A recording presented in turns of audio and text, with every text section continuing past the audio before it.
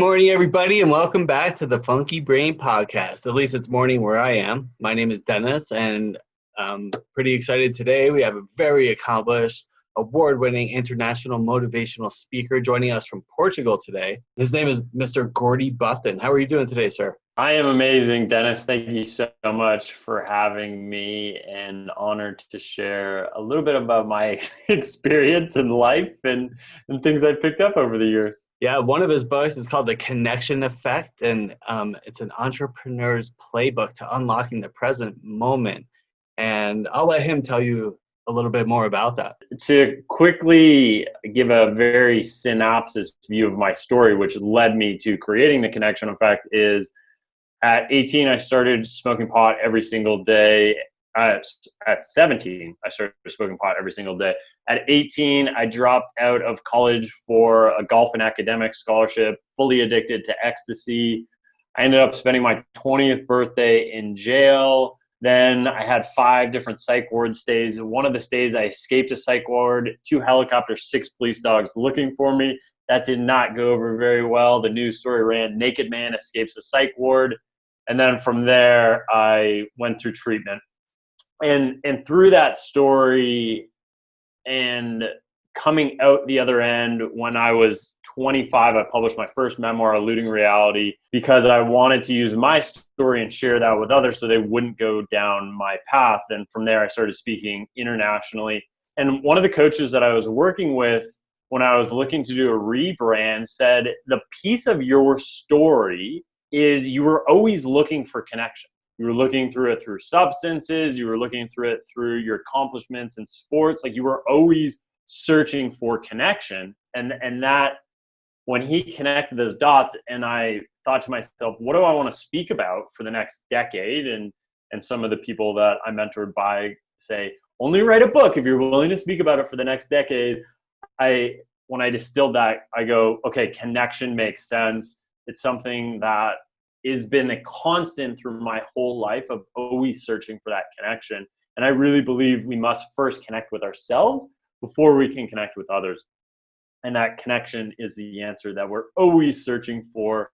And back to the piece of addiction and recovery, I don't believe the opposite of addiction is recovery. I believe the opposite of addiction is connection. Yeah, that's really awesome. I couldn't agree more. I think that we all strive to connect with somebody. We're not meant to be alone. And if we are alone, we are always looking, whether it's subconscious or conscious, because we need that human contact. I think it's hard. A lot of people in this quarantine here right now, we need that human contact and we can't have it. But I think it's so cool. Like, think about, it's such a great time to be alive.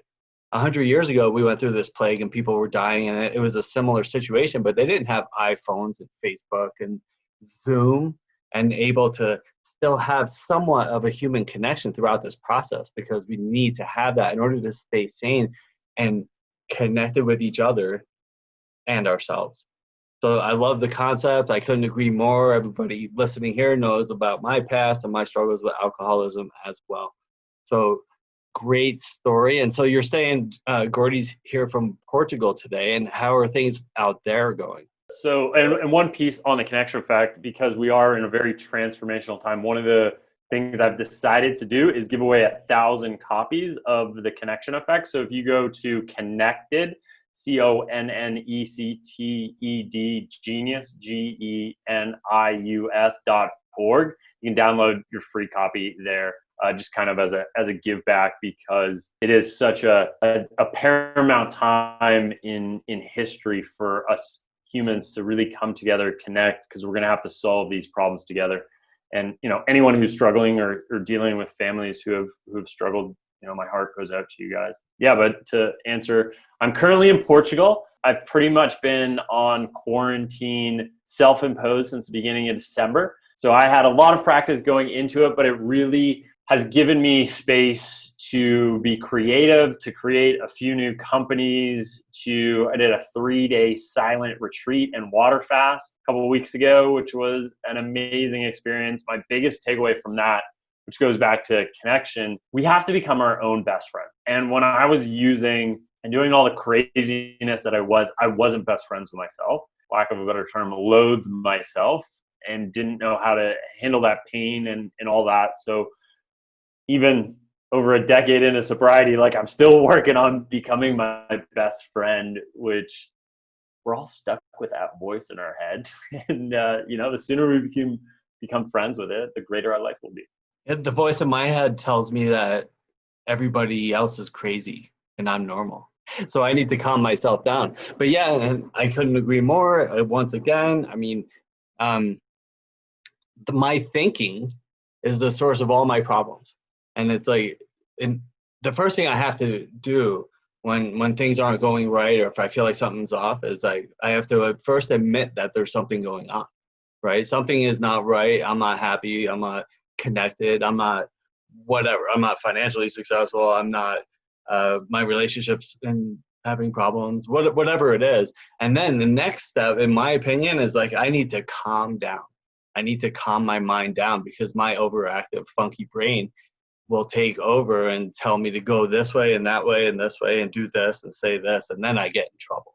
So I couldn't agree with you more. You got to become friends with yourself, and you have to be, in my opinion, I love what you said. You did a silent retreat and a water fast. Like when I do like little fasts here and there, I get more clarity than I ever can in my life. It's like when I'm not focused on eating or how this food is affecting me or anything else around me, like the answers are in the silence. So I love that you're doing that. So in your process here, like when you talk about like sobriety, and for me, it was about growing up. Like I had to realize that being sober or not drinking or whatever you want to call it, it wasn't about not drinking. It was about growing up and looking the world in the eye, being honest with everybody and myself. Once I started realizing that, then my life started to change. And so throughout this process, because it sounds like you have been through the same experiences, what has been like your favorite period of growth? What experience helped you awaken the most? The one that's most recent is it's actually just been a year since I was living with a girlfriend, and I moved out basically a year ago yesterday. And that really spurred immense action and growth. It was actually right about a week after I had just done a 3-day water fast as well. And it was right when I talked to one of my mentors, David Essel. The fast created a little bit of clarity within me, and then conversation with David, and I moved out and was $40,000 in debt, didn't really have a lot of income coming in, was in a really tough place. And that I ended up leaving the relationship. I ended up letting go of my condo, selling all my furniture, just like ultimately liquidating my life, which spawned immense action in my life. And one of the things that I have done in my recovery is at certain times set really massive fitness goals. And I've been talking about doing the rim to rim of the Grand Canyon for about a year, if not 2 years. And when I left the relationship, I'm like, okay, I'm putting this on the calendar. I'm doing it. And so I trained for 90 days to do that, which really gave me the space to be present with my brain as I was running, 10 to 12, 15 hours a week, and just be alone with my thoughts, no music, no podcast, no nothing. I would just run alone, which allowed me the space. And, through that process, I ended up partnering with somebody very quickly, got out of financial debt in 4 months, and really have transformed my life, and now living in Portugal. And that created immense freedom in my life that I wasn't feeling at that time and within that relationship. Yeah, it sounds to me like there was a period of growth, a massive growth. And in my experience, all that growth and awareness, it comes usually from some sort of pain and suffering, which it sounds like you went through. It would be cool if we could just like get shit and just be like, oh, my life isn't like perfect right now. Oh, but I get that. I'll just change this. No, but I usually need to like suffer at a deep level. And then I'm be like, oh my God, I'm so hurting. Now I'm willing to do something different so I don't have to look and feel like this. And it sucks that life seems to be that way. And the piece with addiction that I really admire addicts of, they're experiencing pain. they don't know how to deal with that pain, so they turn to substance or drugs or pornography or smoking or eating, or something that David Essel always talks about, codependency.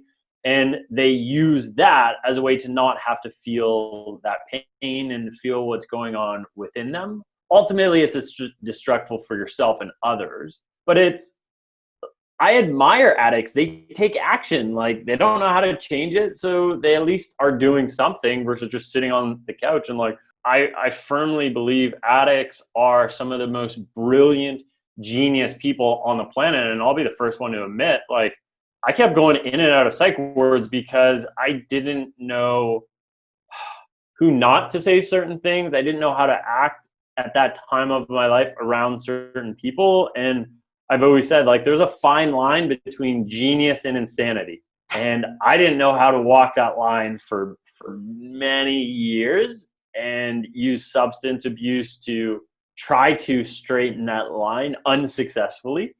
And now, you know, in my life, I spend 2 to 3 hours, Dennis, every single day working on myself. We could say that's working on my recovery. We could say that's growing. We could say that's trying to process my amazingly intelligent brain that is a brilliant storyteller. But that's a commitment that I've made in order to be the best version of myself and connect to my soul, which I don't want to say afraid, but like, I hadn't embraced that for many, many, many years of my life, decades. You know why most people fail in sobriety? And by most, you know, we all know 90+% don't make it through. And it's because it's hard. You know, it's really hard. In my case, I was 15. When I was 5 years old, my grandmother told my mother, he worries like a little old man. You know, by 5 years old, I was already full of worry, fear, insecurity, blah, blah, blah. And then I felt that way. And then when I was 15, I took a drink and all that went away. And I didn't have to feel anymore. I didn't have to feel that way. So I did that for like 16 years. And I never had to learn healthy coping skills, because everybody goes through the same thing. It's called the human condition. We all suffer on some level, and everybody has their things that hurt them a little bit more. But along the way, you learn skills, how to walk through life, to handle those things. And I didn't get those skills. And it's funny, in AA, there's this one guy used to say to me, welcome to kindergarten. That's all this is. This is just like life skills, you know. We're going back to the basics. Oh, you're hurting? Here's how we get through that. You don't know how to do that? Well, here's how we get through that. We do it together. And that's where that connectedness comes in. So I love your whole inspiring story. So if you can go back, to piggyback on that a little bit, if you can go back to when you were 16, if you can go back to your 16-year-old self, knowing what you know now, what would you tell your 16-year-old self? Doing the work that I do and working with a lot of kids, I would assume I have a better, quicker answer to this. But I would tell my 16-year-old self, you're worthy and you deserve love. First from yourself, and then from others. And I would almost say, like, a second piece to that is, it's okay to be different and love yourself. Yeah, I love that. You know, in relationships, you know, like, I could talk about romantic relationships, but, you know, if we were the same, we wouldn't need each other. You know, I think that we're all different, and it's okay to be that way. You know, and I think the benefit of us having this conversation here today, right now, is that people watching this that are struggling, that are sitting at home, not able to connect, and just hurting, can't stop drinking, watching porn, using drugs, eating, whatever it is, maybe they'll listen and look at us and be like, wow, well, if they can do it, I can do it too. So that's really, like, I love just sharing this banter between a couple of guys, a couple of knuckleheads that were able to straighten out, at least for today, you know, and then now we connect eye to eye, and hopefully we can help somebody else along the way. Also, it's going to evolve and it's going to change, and, you know, and I'm still working to improve myself. And it's one of those things that, from my perception, is you never arrive. And this is a really interesting story. I remember sitting front row to Dan Millman, who wrote an amazing book called Way of the Peaceful Warrior. And one of my biggest takeaways from his talk was, he goes, I spent time with the Dalai Lama. I've spent time with Mother Teresa. I've spent time with all these spiritual teachers, and I have never met somebody who is fully enlightened 24/7, 365. He goes, I've met people who have moments of enlightenment, and there's people who have more moments of enlightenment than others, but nobody is fully enlightened.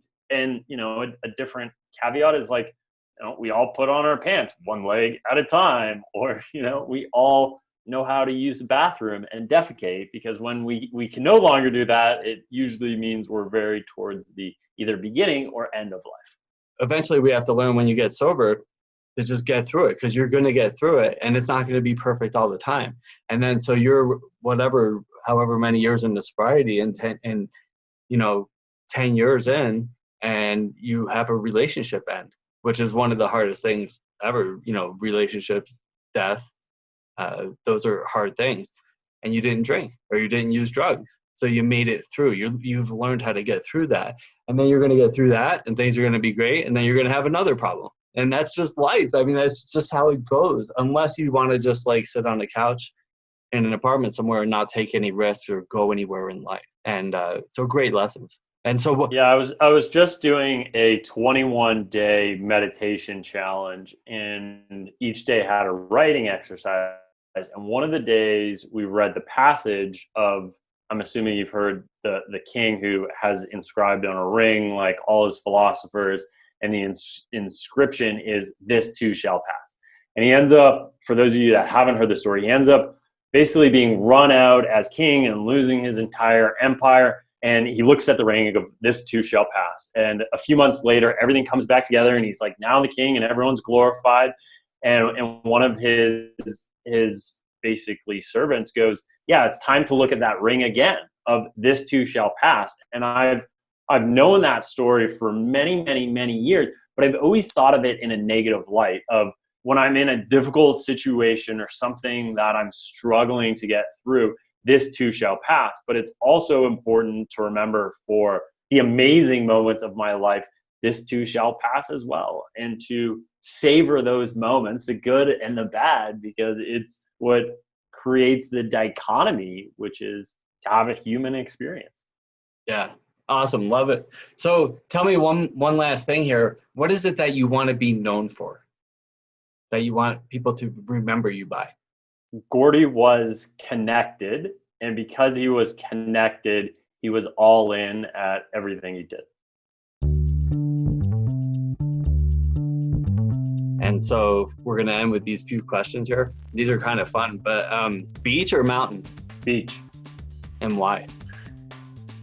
People are wearing less clothes. That's a great answer. I'm a beach guy too, but I like the sunshine and stuff. But I like less clothes. That's cool too. Morning or night? Morning. I used to be a night guy, but I've shifted that over the last couple of years, and morning is when I do my most creative work and have no phone and technology and none of the inbound distractions to just create. Awesome. So, and then one last one, Chinese food or Italian food? Italian. Good old oven baked or oven fried pizza. Oven fried pizza. Love it. Well, I guess maybe not fried, but oven baked. That's the word I'm looking for. Right on, everybody. So we've been talking with Gordie Bufton. Gordie, if people want to get in touch with you, can you tell them how to do that and tell them a little bit about your website, your book, your email, whatever it is that you want to give out right here? Yeah, so the best is shoot me an email. It's gb@GordieBufton, GordieBufton is the best way to reach me. Yes, I am on social at Gordie Bufton. That is not the best way of getting a hold of me. But if you want to download a free copy of The Connection Effect, go to connectedgenius.org to download your copy there. Well, thanks, Gordie. I really enjoyed our time. Maybe we could do it again sometime. Everybody, thanks for tuning in and hanging out with me and Gordie. And if you have any more questions, reach out to either of us, and have a great day today. Stay safe out there. And thanks to everybody on the front line that are helping us out. And that's about all. See you guys soon. Have a funky day. Hey, Dennis here. Have you ever looked in the mirror and thought, I need to quit? Or maybe you've tried dozens or even hundreds of times on your own, but you can't do it. If you are sick and tired of being sick and tired, call me now for a free 20-minute consultation. We'll just talk for a little bit and we'll see if you don't feel better. And while we're all dealing with the COVID pandemic, I'm offering 2 free full 40-minute coaching sessions. We'll get you set up with the tools you need to become successful in recovery and sobriety.